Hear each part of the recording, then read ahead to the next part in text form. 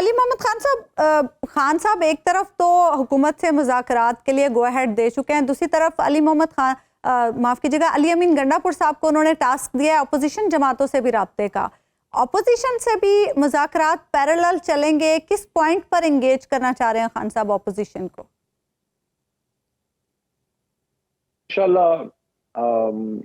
رابطہ تو ہمارا کافی عرصے سے ہے، یعنی کہ کوئی ایسی اپوزیشن کی جماعت ہے نہیں جو یہ کہہ سکے کہ تحریک انصاف نے ان کو پولیٹیکلی انگیج نہیں کیا۔ ابھی حال ہی میں قومی اسمبلی میں نے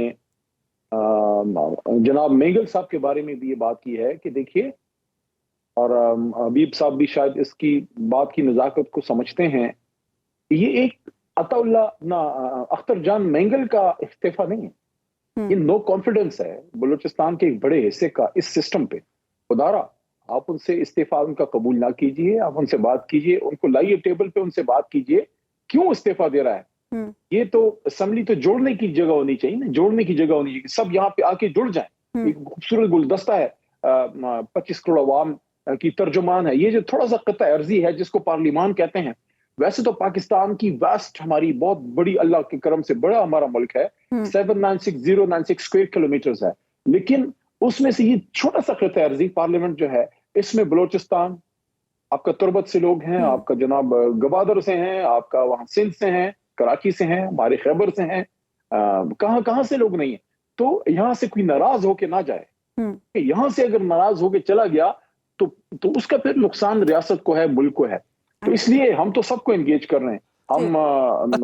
جمعیت علماء اسلام یہ بتائیے گا علی محمد خان صاحب، جمعیت علماء اسلام کے اور جو گروپ سمیع الحق گروپ کے ساتھ ہماری انگیجمنٹ کسی نہ کسی لیول پہ خیبر پختونخوا کی حد تک ہے، تمام جماعتوں کے ساتھ ہماری انگیجمنٹ، اچھک صاحب کے ساتھ تو آپ کو پتہ ہی ہے کہ ہماری ہے،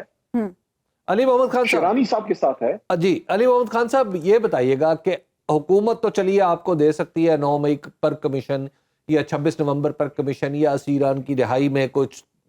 تعاون ہو سکتا ہے،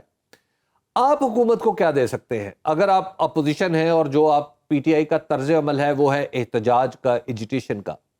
تو کیا پھر آپ حکومت کو کچھ عرصے کے لیے سکون سے حکومت کرنے کا موقع دیں گے؟ میرے خیال میں جو اگر میرے سے آپ پوچھیں تو تحریک انصاف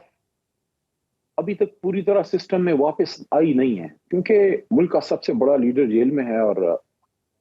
کچھ اور بھی سینئر قیادت ہماری جیل میں ہے پنجاب میں۔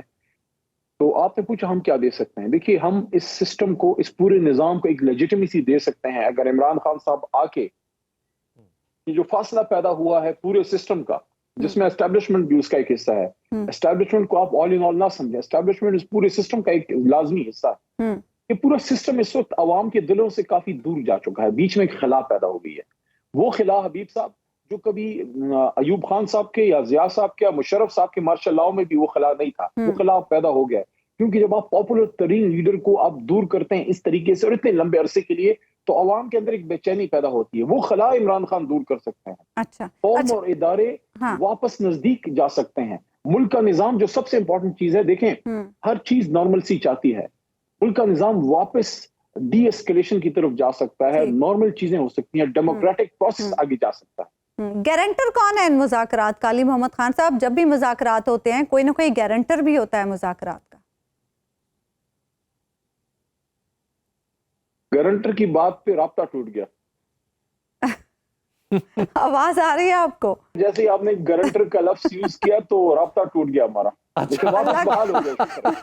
اللہ کرے آپ لوگوں کے رابطے نہ ٹوٹ جائے۔ جڑ گئی، یہ بتائیے گا کہ لائن کٹ گئی لیکن پھر جڑ گئی۔ اچھا، اس کا مطلب ہے کہ پازیٹیولی اس کا مطلب آپ بات سمجھ جائیں۔ وہ یہ بتائیے علی محمد خان صاحب کہ یہ جو ایک طرف حکومت کے لوگ ہیں، ایک طرف آپ کے لوگ ہیں، آپ کے جب لوگوں کی میں فہرست دیکھتا ہوں تو مجھے اس میں نظر آتا ہے کہ اس میں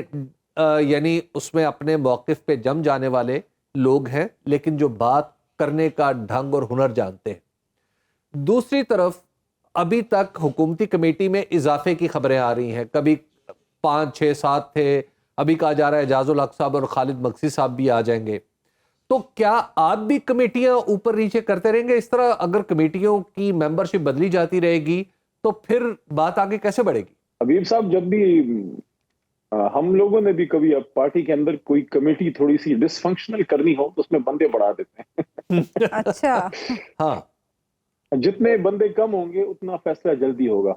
جی ایک دوسرے پہ اعتماد ہونا چاہیے حبیب صاحب. دیکھیں آپ میرے بھائی ہیں نا, دوست ہیں, اگر آپ ایک جگہ چلے جائیں میری نمائندگی کرنے, مجھے اس پہ اعتماد ہونا چاہیے. مجھے کوئی ضرورت نہیں ہے کہ ساتھ میں کاشف عباسی کو بھی بھیجوں, ساتھ میں